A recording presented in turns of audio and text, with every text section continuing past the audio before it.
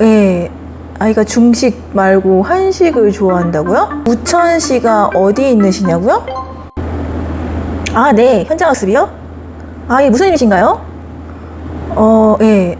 아이가 중식 말고 한식을 좋아한다고요? 무슨 말씀이신지. 잠시만요. 아, 중식 제공. 아, 네. 학부님, 여기서 중식은 중국 음식이 아니라 점심을 뜻하는 거예요. 네. 어떤 점이 궁금하신가요, 어머님? 네. 아, 우천시가 어디에 있는 시냐고요? 그게 무슨 말씀이신지. 네, 우천시. 아, 네, 어머니, 우천시는 시도군 이름이 아니라 비가 올 때라는 말이에요. 네, 우천시에서 진행한다는 게 아니라 비가 와도 현장 체험학습을 진행한다는 말입니다. 아, 예, 알겠습니다. 학교 가정통신문 여행 정보를 얻을 때 정보를 글로 보여주는 것은 어쩔 수가 없습니다. 이것은 시대가 변해도 변치 않을 부분일 것입니다.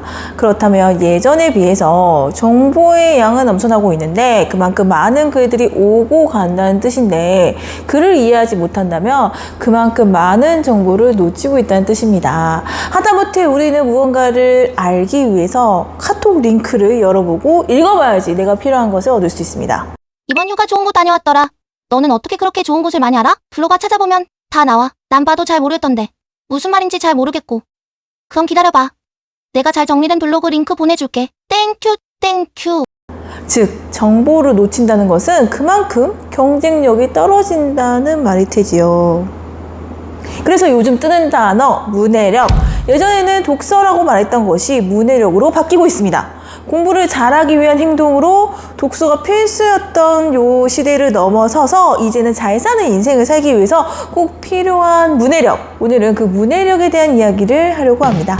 예전에는 독서라고 그 행위로 말했다면 요즘은 책 또는 글 읽기로 얻어지는 그 기능에 초점을 두고 말하고 있습니다. 그렇다면 오늘 제가 말하고자 하는 것은 책을 많이 읽어라, 독서 습관에 관한 것이 아니라 어떻게 하면 이 문해력을 키울 수 있는지, 무엇을 하면 문해력이 키워지는지에 대해서 배워도 받고 가르쳐도 받던 입장에서 한번 이야기해 볼까 합니다. 문해력은 글을 읽고 그 뜻을 이해하는 능력을 말합니다. 우리가 이제 글이라는 것을 살펴보면은 작게 단어가 모여서 문장을 만들고 문장이 모여 문단을 만들고 문단이 모여 하나의 하고자 하는 이야기, 즉 한 편의 글이 완성이 됩니다. 즉 글을 이해하기 위해서는 단어도 알아야 되고 그 문장이 의미하는 바도 알아야 되고 전체 글에서 요점도 알아야지 글을 잘 이해합니다. 즉 문해력이 높다고 말할 수 있죠. 그럼 하나하나 살펴볼게요. 단어는 즉 어휘를 이야기합니다. 어휘는 어떻게 느느냐? 많이 보고 많이 접하면 많이 알게 됩니다. 우리 중고등학교 때 영어 잘하려고 단어 암기했던 거 생각해 보세요. 아시다시피 글을 읽을 때 사용하는 문어체 단어는 말할 때 사용하는 구어체 단어와 많이 다릅니다. 매우 다양합니다. 모국어이기 때문에 좀 더 수월하게, 그래서 단어를 많이 접하기 위해서 많이 읽을 수밖에 없습니다. 읽을 수 있는 긴 글은 책이 많기 때문에 여기서 또 독서의 중요성을 말할 수 있습니다. 그런데 우리나라 어휘의 특성상 단어가 한자로 이루어진 경우가 많습니다. 따라서 한자를 많이 알면은 문해력을 키우기 아주 유리할 수 있죠.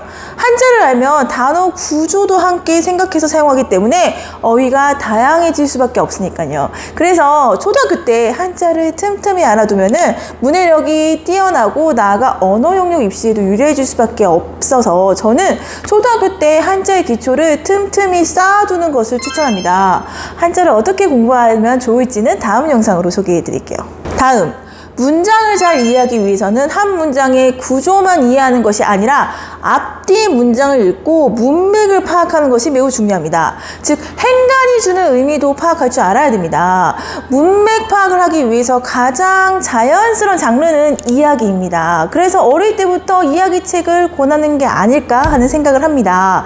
이야기는요, 흐름이 있습니다. 흐름이 문단을 이루고 전체 이야기 글을 이룹니다. 흐름을 파악하기 위해서는 우리는 하나의 주제의 긴 글을 읽어보며 자기 머릿속에서 흐름을 되새김질을 하고 자신의 경험과 연결시키면은 아주 좋은데, 이 행동이 또 독서란 말이죠.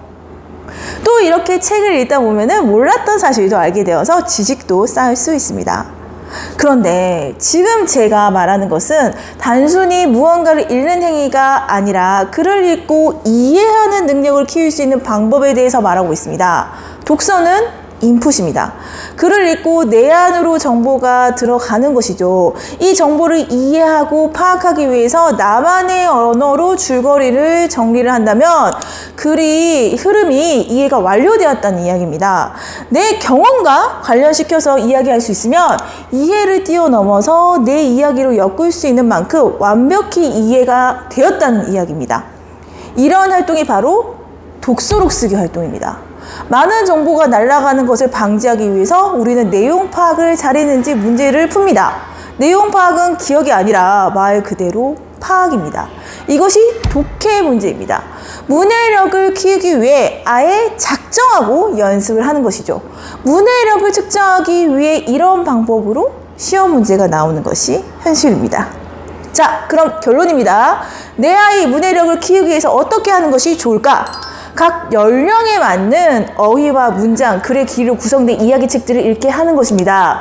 때로는 흥미에 따라 지식책도 괜찮습니다. 그리고 글을 읽고 그냥 읽는 것이 아니라 함께 이야기를 나누면서 독서록을 쓰게 하는 습관을 들이게 해야 됩니다.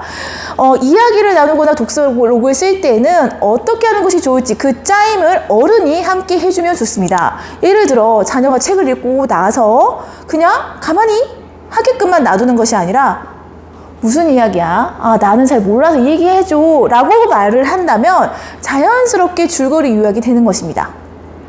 어떤 부분이 가장 재미있었어? 하면 내가 이해한 문해력을 바탕으로 다시 한번 되새김질하면서 생각해 볼 수 있습니다. 그 부분이 왜 재밌었어? 질문한 다음 아이가 자기 이야기와 덧붙인다면 이해력을 바탕으로 새로운 내 이야기를 덧붙이는 연습을 하게 됩니다. 이런 연습을 많이 한다면 지식창작물도 거뜬히 만들어낼 수 있습니다. 그리고 이것을 글로 쓰면 한편의 독서록이 완성되고 나아가 이것이 논술이 됩니다. 논술문이나 설명문, 지식전달책은 초등학생에는 좀 낯설 수 있는데 이러한 글들은 짧은 독해 연습 문제집을 풀며 기를 수 있습니다. 요즘 뜨는 문해력에 대한 이야기를 나눠보았습니다. 제 이야기를 잠시 하자면 저는 초등학교 선생님인데 여러 정보들을 읽어가며 문해력을 활용해서 새로운 창작물을 만들어 가기 위해서 노력하고 있답니다. 직업은 초등학교 선생님이지만 제가 배우고 이해한 경험의 내용을 바탕으로 원고를 쓰고 이렇게 또 제가 하고 싶은 이야기를 유튜브로 구성해서 만들어내고 있으니까요. 어른이 되어서도 중요한 문해력입니다. 오늘 문해력에 관한 이야기 아이들의 삶에 도움이 되었으면 좋겠습니다. 감사합니다.